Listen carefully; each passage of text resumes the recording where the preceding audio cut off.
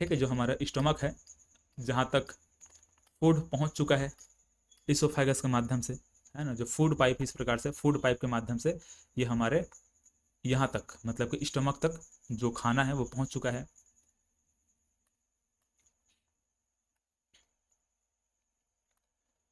तो एक चीज़ आप ध्यान में रखेंगे, जैसे ही ये जो हमारा स्टमक तक पहुँचता है ना, तो चलो यहाँ से देखते हैं। खाना हमारे स्टमक तक इस प्रकार से यहाँ पर पहुँच गया, है ना, जो बोलस के फॉर्म में था, बोलस इस प्रकार से हमारे स्टमक तक, मतलब अमाशय तक ये पहुँच गया। अब अमाशय से कुछ गैस्ट्रिक जूस रिलीज होता है। ठीक है, मतलब कि देखो कुछ गैस्ट्रिक जूस हमारे अमाशय में होता है ना। इसमें देखो ये जो गैस्ट्रिक जूस होता है हमारे पेट में, जो पाचक अम्ल होता है, पाचक रस होता है, ठीक, गैस्ट्रिक जूस को क्या बोलते हैं, पाचक रस बोलते हैं। तो जो पाचक रस होता है, जो गैस्ट्रिक जूस होता है, इसमें दो प्रकार के एंजाइम उपस्थित होते हैं। ठीक है, क्या बोला जा रहा है, gastric juice contains two main enzymes, मतलब कि इसमें दो प्रकार का मुख्य एंजाइम प्रेजेंट होता है। किसमें, ये जो हमारे गैस्ट्रिक जूस है, मतलब कि जो हमारा आमाशय का जो रस है, मतलब जो हमारा पेट में जो रस है, मतलब ये जो पाचक रस है, ये जो पाचक रस है, इसमें दो प्रकार के एंजाइम होते हैं, दो प्रकार के एंजाइम होते हैं। एक तो पेप्सिन होता है, दूसरा रेनिन होता है। क्या होता है, एक पेप्सिन होता है, दूसरा क्या है, रेनिन होता है। ठीक है, लेकिन ध्यान में रखेंगे, ये जो रेनिन होता है ये सिर्फ छोटे बच्चों में रहेगा ना, छोटे जो बच्चे होते हैं जो कि दूध पीते हैं, तो उसके दूध का ही पाचन मुख्य रूप से पेट में होता है ना। तो जो रेनिन होता है वो सिर्फ बच्चों में उपस्थित रहता है, वयस्क में देखा जाए तो रेनिन उपस्थित नहीं रहता है। लेकिन वयस्क में अगर बात करेंगे तो क्या होता है, पेप्सिन होता है। ठीक है, वयस्क में कौन सा एंजाइम हमारे स्टमक में रहेगा, मतलब कि हमारे जो अमाशय है उसमें रहेगा, तो ध्यान रखेगा पेप्सिन होता है। ठीक है, यहाँ पर इस प्रकार से ये पेप्सिन, इस प्रकार से पेप्सिन एंजाइम हमको यहाँ पर देखने को मिलता है।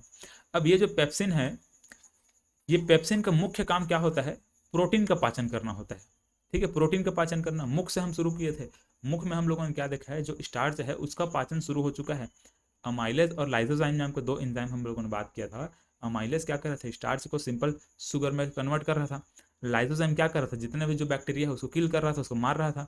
अब जैसे ही फूड यहाँ, मतलब जो खाना इस प्रकार से यहाँ पर पहुंचा, अमाशय में पहुंचा, तो यहाँ पर अब एक्टिव हो जाता है क्या, पेप्सिन। पेप्सिन नाम का जो एंजाइम है, जो कि गैस्ट्रिक जूस में होता है, मतलब हमारे जो पाचक रस में पेप्सिन नाम का जो एंजाइम होता है, वो प्रोटीन का पाचन करना शुरू कर देता है। कार्बोहाइड्रेट का पाचन ऊपर से शुरू हो चुका है, मतलब मुख से शुरू हो चुका है। अब यहाँ पर मतलब प्रोटीन का पाचन शुरू हो जा रहा है।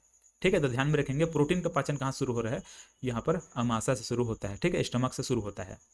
तो प्रोटीन का पाचन करके उनको पेप्टोन्स में परिवर्तित कर देता है। ठीक है, यहाँ पर देखेंगे जैसे ये प्रोटीन है। ठीक है, प्रोटीन किस प्रकार से लंबा लंबा जो अमीनो एसिड का चैन होता है ना, इसको हम क्या बोलते हैं, प्रोटीन बोलते हैं। ठीक है, ये प्रोटीन है। अब जो हमारा जो अमाशय है, स्टमक है, स्टमक में होता है क्या, गैस्ट्रिक जूस होता है। गैस्ट्रिक जूस में क्या होता है, एक पेप्सिन होता है। ठीक है, ये जो पेप्सिन होता है, ये पेप्सिन नाम का एंजाइम है। और हमारे अमाशय में HCl भी होता है, हाइड्रोक्लोरिक अम्ल होता है, HCl। ठीक है, अब ध्यान देंगे, जब तक अगर HCl नहीं रहेगा तो यहाँ पर जो पेप्सिन है वो काम नहीं करेगा। ध्यान में रखेंगे ना, अगर ये HCl पेट में, मतलब HCl ये जो एसिड है वो नहीं रहेगा तो ये पेप्सिन भी काम नहीं करेगा। इसीलिए HCl और पेप्सिन दोनों मिलकर के यहाँ पर प्रोटीन का पाचन करना शुरू कर देते हैं। ठीक है, दोनों मिलकर क्या करते हैं, प्रोटीन का पाचन करते हैं। तो पेट में हमारा जो गैस्ट्रिक जूस होता है, मतलब जो पाचक रस होता है, उसमें दो प्रकार का एंजाइम होता है, एक पेप्सिन होता है, एक रेनिन होता है। रेनिन बच्चों में होता है। ठीक है, ये रेनिन किस में रहेगा, बच्चों में रहेगा, वयस्कों में नहीं रहता है। ठीक है, अब जो पेप्सिन होता है ये वयस्कों में रहता है। अब पेप्सिन क्या करना शुरू कर देता है, जो हमारा प्रोटीन है उसका पाचन करना शुरू कर देता है। और पेप्सिन काम किसके साथ करता है, HCl के साथ काम करता है। HCl और पेप्सिन दोनों मिलकर के यहाँ पर प्रोटीन का पाचन करना शुरू कर देगा। जो रेनिन होता है, रेनिन दूध को दही में परिवर्तित करने का काम करता है। सॉरी, हाँ, दूध को दही में परिवर्तित करने का काम कर देता है। मनुष्य दुग्ध के पाचन में कौन सा एंजाइम प्रारंभिक चरण में भाग लेते हैं। देखो मनुष्य में, मतलब दूध का जो पाचन है उसमें कौन सा एंजाइम भाग लेता है, तो रेनिन भाग लेता है। मैं आपको समझा चुका हूँ, रेनिन क्या करता है, दूध का पाचन करता है। खास करके बच्चों में होता है रेनिन जो होता है वो। तो दूध का पाचन कौन सा एंजाइम करता है, रेनिन करता है।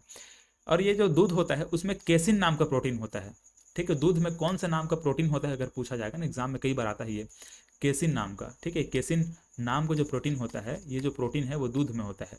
ये दुग्ध प्रोटीन है, दूध में ये प्रोटीन होता है केसिन नाम का। और इसका पाचन किसके द्वारा किया जा रहा है, रेनिन के द्वारा किया जा रहा है। ठीक है, रेनिन के द्वारा किया जा रहा है। ठीक है। तो ये रेनिन और ये केसिन ध्यान में रखेंगे। केसिन क्या है, प्रोटीन है, और रेनिन क्या है, एंजाइम है जो कि केसिन का पाचन करता है, जिसका पाचन रेनिन एंजाइम द्वारा किया जाता है। ठीक है। Renin is absent in adult, मतलब कि जो वयस्क होते हैं उसमें रेनिन एंजाइम नहीं होता है, बच्चों में होता है। ठीक है, ध्यान में रखेंगे। चलो, तो ये जो हम लोगों ने रेनिन के बारे में बात किया है ना, ये जो रेनिन है इसको ध्यान में रखेंगे। रेनिन क्या क्या करता है, केसिन का पाचन करता है, और ये सिर्फ बच्चों के पेट में होता है, मतलब ये जो अमाशय है उसमें होता है, बच्चों के स्टमक में ये हमको देखने को मिलता है। और यहाँ पर ये काम, अच्छा, यहाँ पर ये जो पेप्सिन था, ये पेप्सिन HCl, चाहे वो रेनिन हो चाहे पेप्सिन हो, ठीक है, HCl की उपस्थिति में ही काम करता है। तो ये जो पेप्सिन है ये HCl की उपस्थिति में इस प्रकार से काम करना शुरू कर देता है। तो हम लोगों ने क्या समझा, ये जो प्रोटीन है, प्रोटीन का पाचन शुरू हो जाता है यहाँ पर स्टमक से।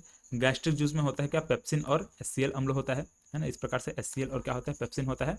ये दोनों काम करना शुरू कर देते हैं, प्रोटीन को क्या करते हैं, पेप्टाइड्स में बदल देते हैं। ठीक है, प्रोटीन को क्या कर देते हैं, पेप्टाइड्स में बदल देते हैं। ठीक है, पेप्टाइड्स यहाँ पर पेप्टोन से लिखा हुआ है तो वही चीज़ है।